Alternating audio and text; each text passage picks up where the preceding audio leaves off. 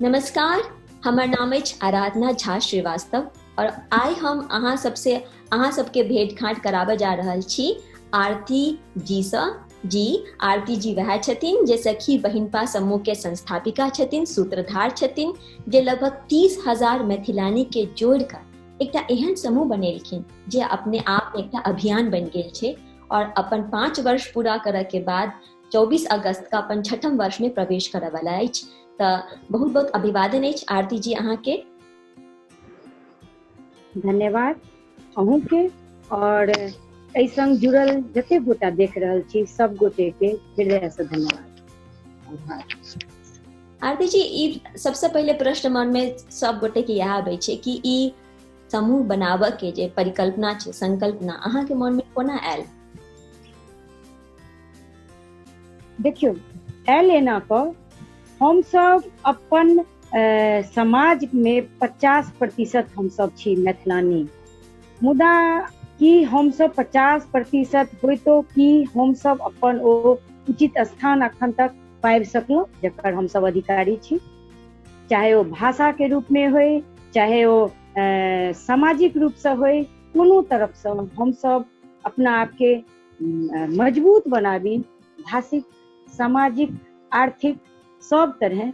और एहि चीज के सोच ल क सामाजिक संजाल हमरा एकटा एहन चीज लागल, बेसी से बेसी दुनिया के हरेक ओ महिला जे मैथिली भाषी छै ओ एहिसँ जुड़त सखी बहिनपा समूह से, और हम सब अपन अधिकार, हम सब जो अधिकार ताकब कर्तव्य सेहो करऽ पड़त ने, ओहि चीज के लेल ई एकटा मंच बनाओल गेल ऐसे 5 वर्ष पहले और 300 से शुरू भेल। हम सब आब 30,000 के आसपास पहुंचल छी सखी बहिनपा मैथिलानी समूह।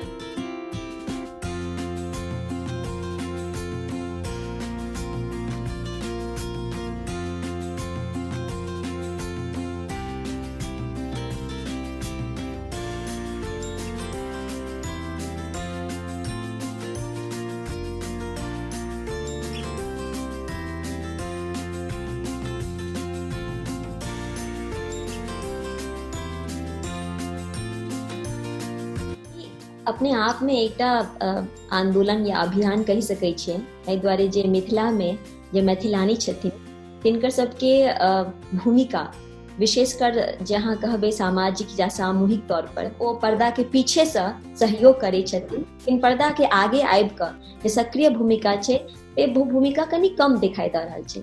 लेकिन अहाँ के ई जे समूह अछि, एहि समूह के माध्यम से हम देख रहल छी कि कतेक गुणवंती छथिन मिथिलानी, जिनकर सबके कला छनि, अलग अलग क्षेत्र में कला छनि, किनको पाक कला छनि, किनको नृत्य छनि, किनको पेंटिंग के कला छै, चित्रकला छनि, वो सारा सबके समेट कर और उन सबके कला के एकटा मंच देनाइ अपने आप में बहुत प्रशंसनीय कार्य अछि। तो हम एहि काज में जे अखन 30,000 जो 300 से अहाँ कहलिए 30,000 तक लगभग पहुंचा वाला छै, बहुत जल्दी पहुंच जाए, हमर शुभकामना है कि लाखों पहुंचा, लाख से आगे बढ़ाए।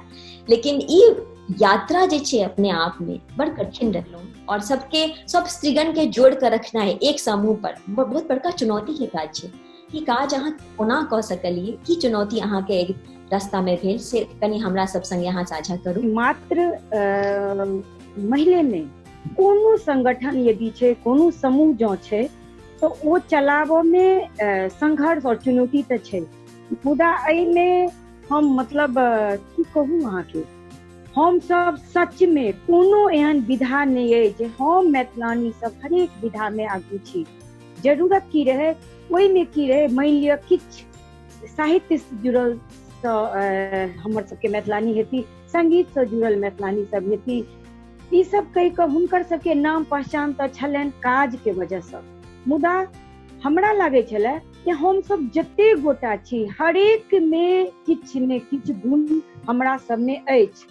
जरूरत अछि अपना आप पर विश्वास आनबाक, कोनो काज घर से हम सब शुरू करी, और ई 300 से जे शुरू भेल धीरे धीरे संचालिका के रूप में अहाँ के शांतना सखी, छाया सखी, मनोरमा सखी, कुमकुम झा सखी, स्नेहा, प्रीति, सविता झा सोनी सखी, हिनकर सबके सहयोग भेटल।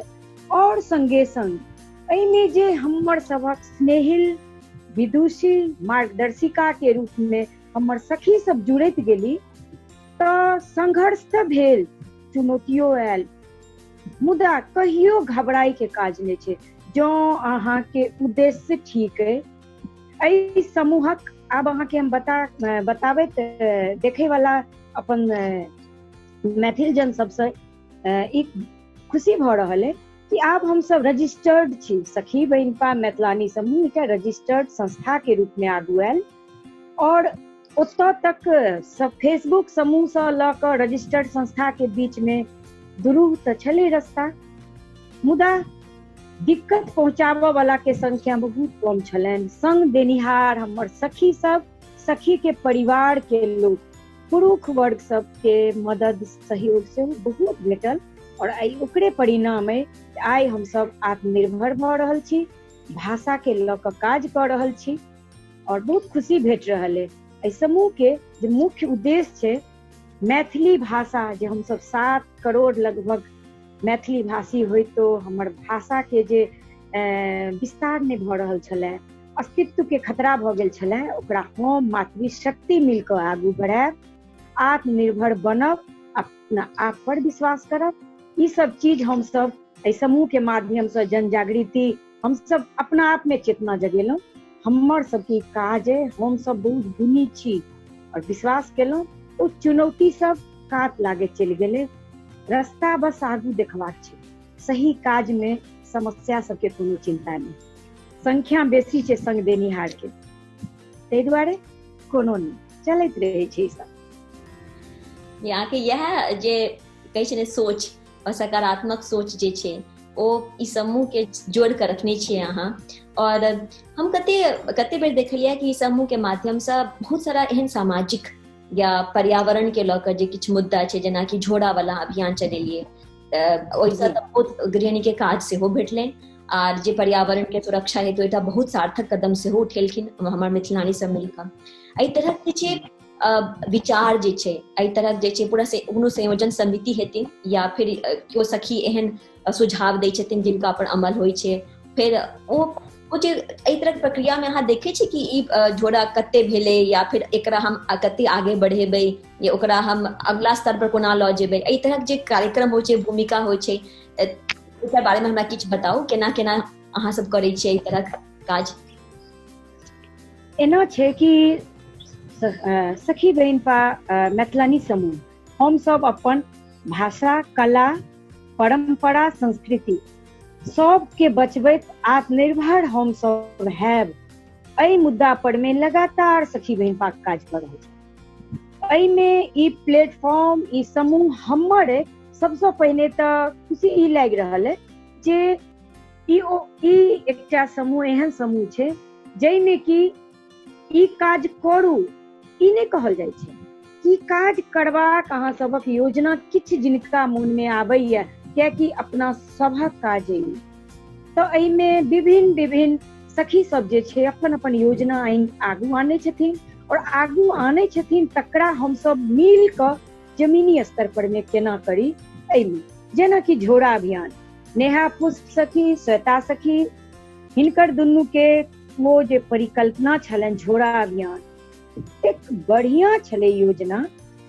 हमर मिथिला चित्रकला घर घर पहुँचे, स्वच्छता अभियान और संगे संग रोजगार। एकटा सखी सिलाई जे जानै छथिन ओ झोड़ा बनेथिन, जे मिथिला चित्रकला जानै छथिन ओ मिथिला चित्रकला करथिन ओहि पर, और ओकरा मार्केटिंग। 3 तरह से हमर सबक समूह में सखी सब अपना पैर पर ठाढ़ भेली और ई 1 लाख से बेसी झोड़ा जे छै सखी बहिनपा मैथिलानी समूह के तरफ से वितरण भेल सेहो और बिक्री भेल सेहो। ओकर अलावा हमर सबके कि बाढ़ि, जेना पिछला साल जे बाढ़ि भेल छलै, ओहू बेर आइयो के डेट में अखन जे मिथिला में बाढ़ि आयल, हम सब कतौ से कोनो फंड अखन तक 1 टका नहीं लेने छी।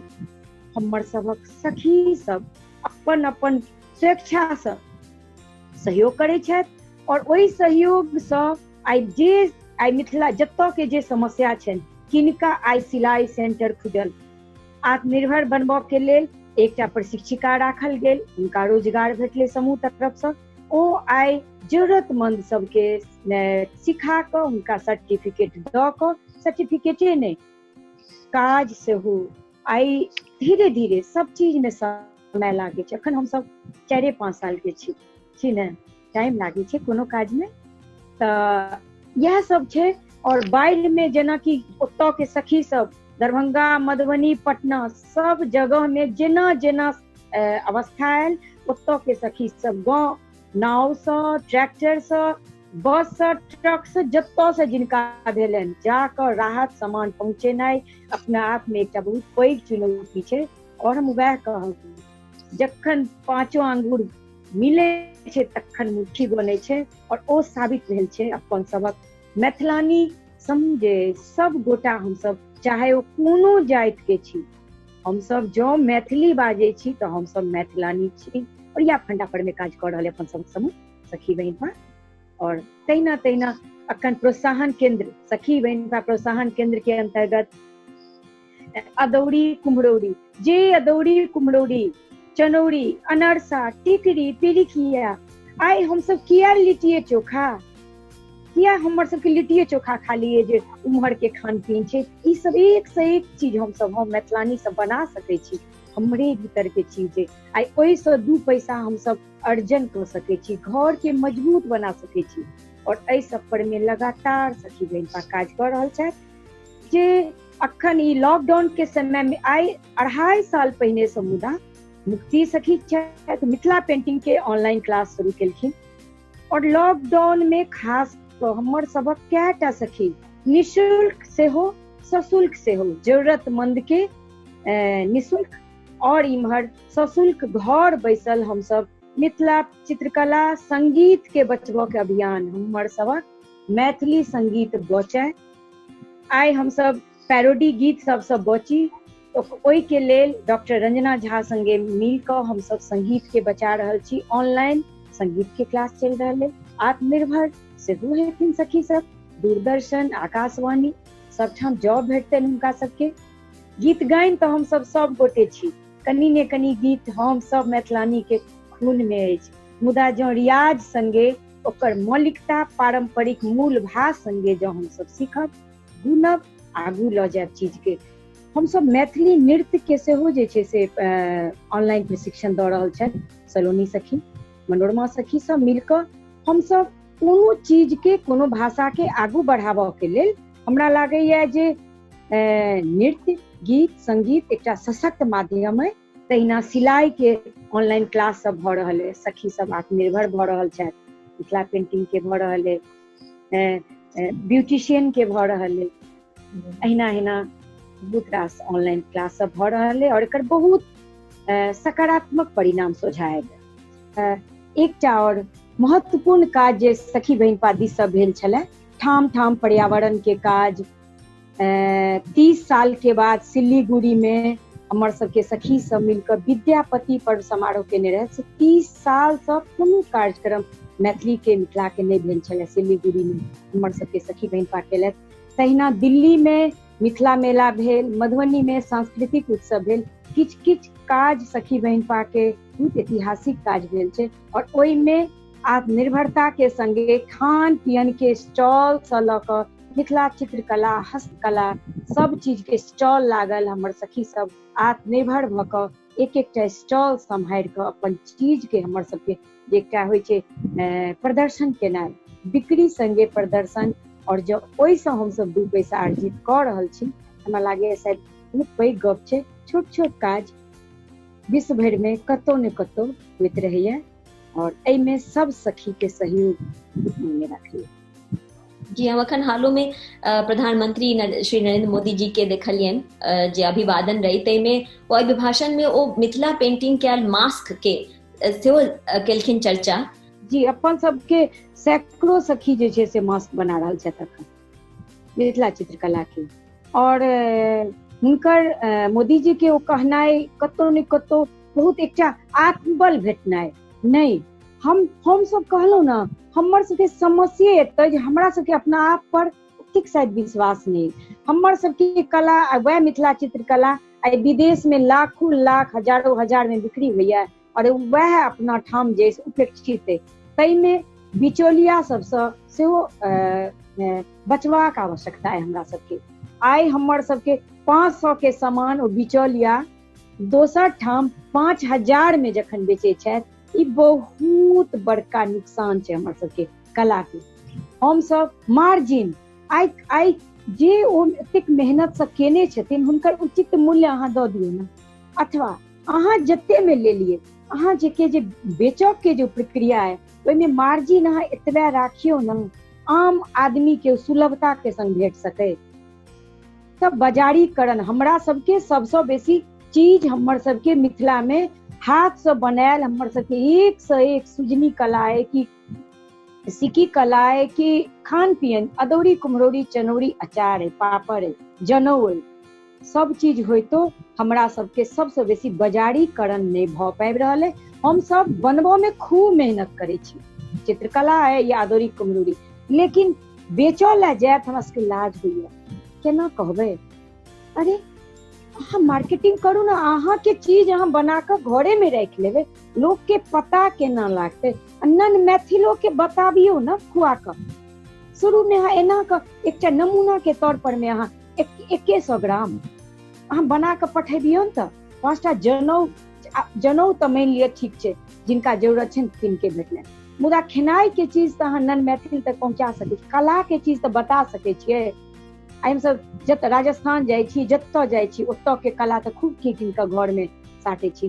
किया ने हम सब आइ मैथिली पोथी किया ने हम सब कीन के पढ़े छी, उपहार के रूप में हम सब अपन चीज के प्रमोट किया ने करे छी। एक से एक चीजें हमरा सबके तो वह हम सब प्रमोशन सब बचे छी, अपन चीज के लोग तक नहीं पहुंचा पावे छी, किया कि हम सब हीन भावना के शिकार छी। समस्या एतो छै, नहीं तो हमर मिथिला के लोग चाहे मैथिल मैथिलानी हम सब जतेक छी भयंकर गुणी छी, अपना आप पर मात्र विश्वास करने की आवश्यकता छै। ये आत्मनिर्भरता के साथ साथ ये जे समूह छै और संस्थापिका के रूप में और संचालिका के रूप में अगर हम कही तो अहाँ कते बेर अहाँ के सामने एहन उदाहरण आयल हैत, एहन मौका आयल हैत जखन कि अहाँ केकरो मानसिक रूप से संबल सेहो देने हेबै।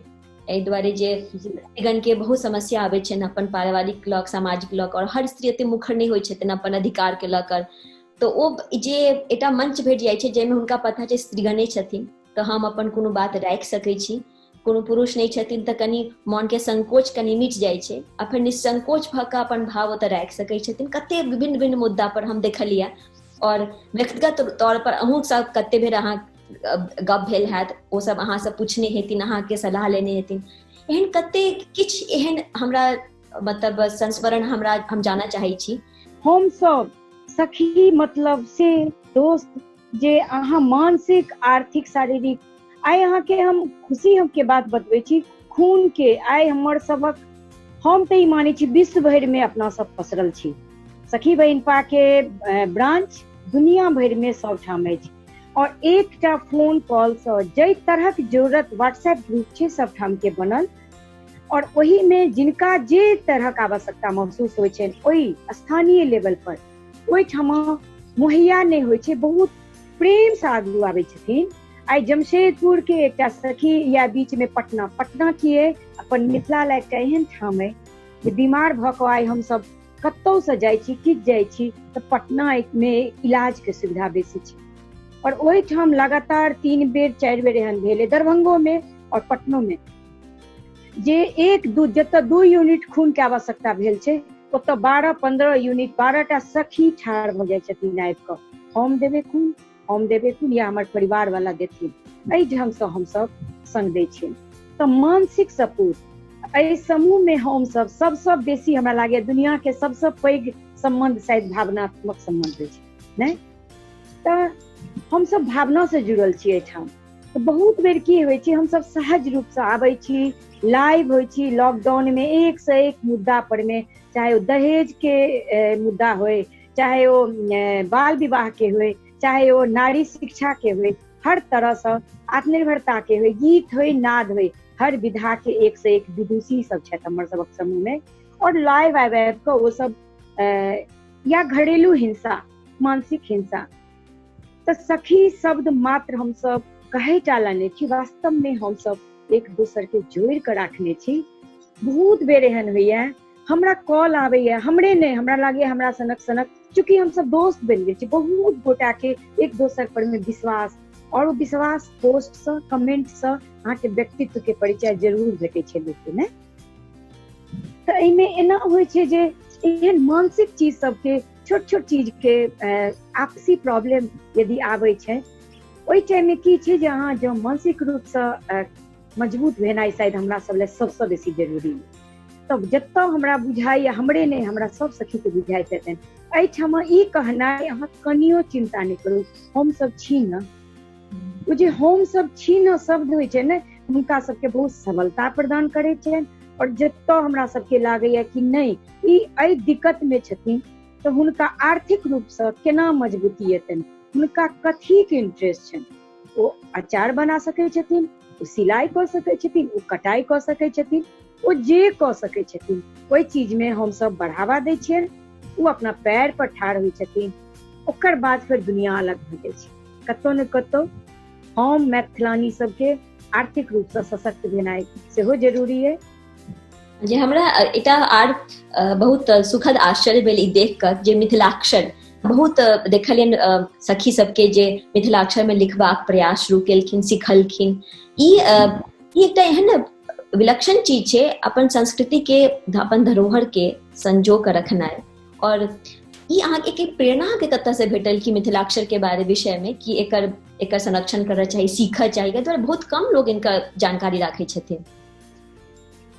एना छै कि सखी बहन पा मैथिलानी समूह में मैथिली लऽ कऽ मात्र हम सब एहिठमा एकटा नियम छै, मैथिली से इतर हम सब एक शब्द ओहिठाम कमेंट नहीं कऽ सकै छी, लाइक नहीं कऽ सकै छी, पोस्ट नहीं कऽ सकै छी।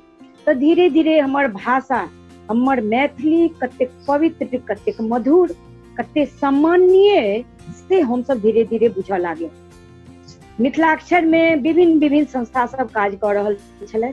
एही के अंतर्गत एहि अपन सबक समूह में मिथिलाक्षर के सूत्रधार हम मनोरमा सखी के मानै छियनि, और किछु सखी के टीम संगे मिलकर सिद्धिरस्तु संस्था संगे कंबाइंड एकटा सहयोगी संस्था के रूप में हजारों हजार सखी सब मिथिलाक्षर सीखऽ में रुचि देखेलखिन, और आई वो सब सर्टिफिकेट लऽ कऽ ओहि चीज के और आगू बढ़ा रहल छथिन।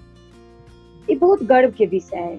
सखी बहन पा भाषा लिपि हमर सबके बचे, ई ओकर प्रमुख काज में छै, ताहि दुआरे मिथिलाक्षर आगू बढ़ि रहल है। और बहुत जल्दी मैथिली सेहो हम सब ऑनलाइन मैथिली प्रशिक्षण हैत, एहि दिस लागल छी, बहुत जल्दी हम सब ओहू में सफल है।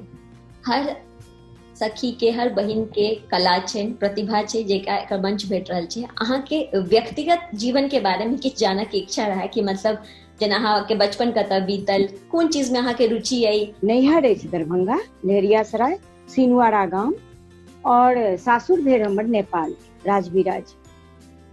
तो हम नैहर में एलआर गर्ल्स स्कूल है, ओहिठाम से हमर प्रारंभिक शिक्षा भेल। 5 क्लास तक हम पब्लिक स्कूल से पढ़लहुँ। 6 क्लास से हमर एडमिशन एलआर गर्ल्स स्कूल में भेल। 10 ओतऽ से पढ़लहुँ। बाद में हम बॉटनी ऑनर्स केने छी। सब हमर पढ़ाई लिखाई उम्हरे से भेल। रुचि के जहाँ तक बात छै, हम अपन भाषा के, मैथिली के जे अवस्था कनी कनी तऽ पहिने से बुझल छलै। दुख लागे जखन हम सब हीन भावना के शिकार भऽ कऽ और मैथिली के हम सब ओ स्थान नहीं देबऽ सकलिए, दोसर दोसर भाषा हम सब एडॉप्ट करैत रहलहुँ। आई मौसी के सम्मान कोन आधार पर, माय के मूल्य पर तऽ नहीं ना, पहिने मातृभाषा के हमर सबके छेड़ायल जा रहल छलै। एकटा तऽ ओ कतौ ने कतौ वेदना मन में छलै है। घूमनाइ हमरा बहुत पसंद है, गप केनाइ बहुत पसंद। ई कहब जे हम मैथिली में हमर शिक्षा भेल, हमर मैथिली में शिक्षा नहीं भेल, कियाकि अपन सबक इच्छित विषय के छोड़ि हमर सबके शिक्षा में कहियो मैथिली रहबे नहीं कैल। ठीक छै, तऽ इच्छा रहितो एकटा ई मन में छलै जे हम। तकर बाद रुचि के जहाँ तक वह बात, घूमनाइ बहुत पसंद है, गप केनाइ बहुत पसंद है, संबंध के जोड़ के रखनाइ बहुत पसंद है। मिथिला समाज में जे हम महिला, हाँ हम ही नहीं कहब, हम पुरुष के सम्मान हमरा नजर में कम है से एकदम कम नहीं है, मुदा विभिन्न संघ संस्था सब में जे हमर सबके स्थान भेटबाक चाही छल, एकटा विचार के लऽ कऽ हुए, अधिकार के लऽ कऽ हुए, कहियो नहीं भेटल। बहुत वर्ष से लागल छी अभियान में, सखी बहन पा एकटा अभियाने अछि, और ओहिसँ पहिनहियो से हम लागल छी बहुत साल से।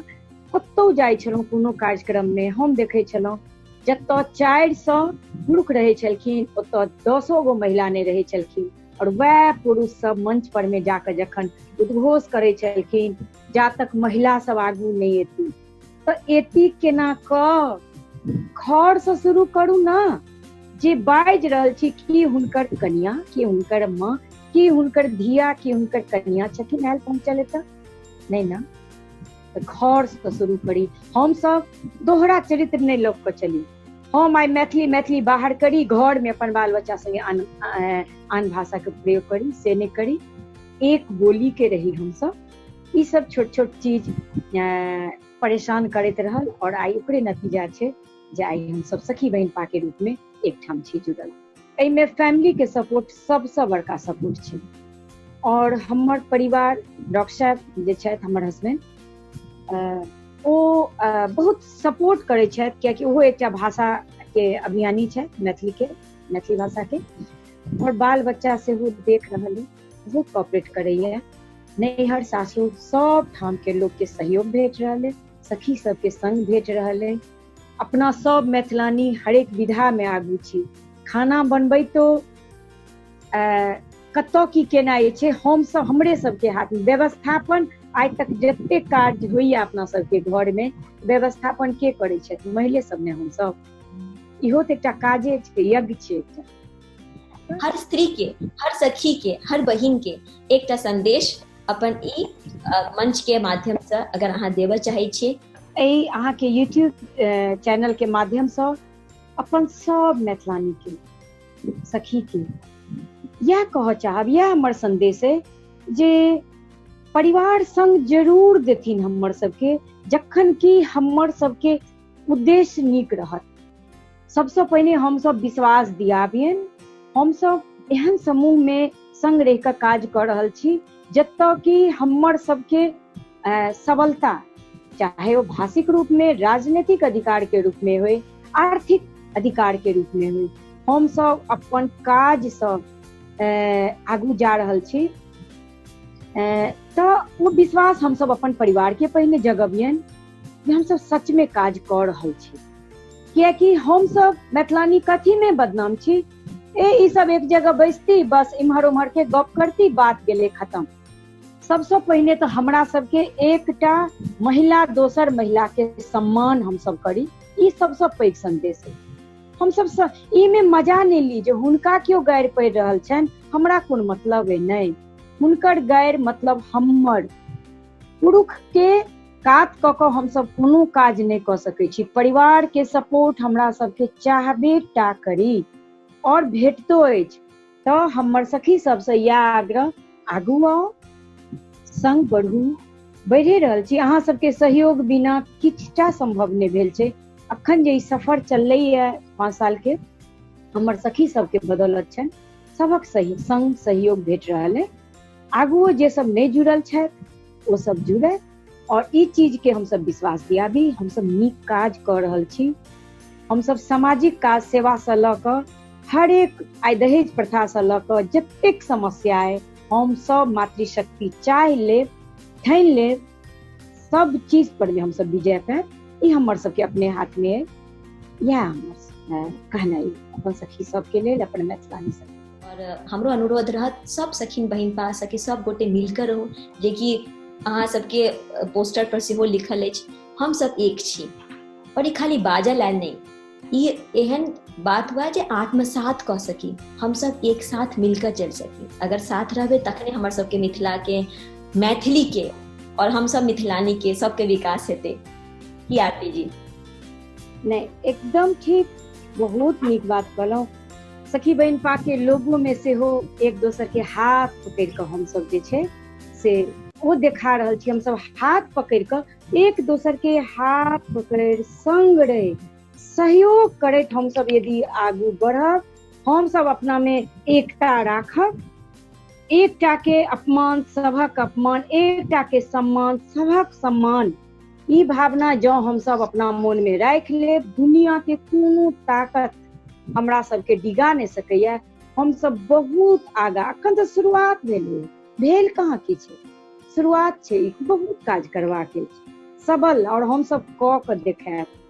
हम मैथिलानी एते क्षमतावान छी जे हम सब दुनिया के कोनो एहन काज नहीं छै जकर व्यवस्थापन हम सब नहीं कर सकते। यह आत्मबल, आत्मविश्वास सखी सबके बीच आना के काज सखी बहिनपा समूह लगातार कर रहल है, और एहिमे बहुत हद तक सफल सेहो भेल छथि। एक से एक हमर दुनी मैथिलानी सखी सबके समूह।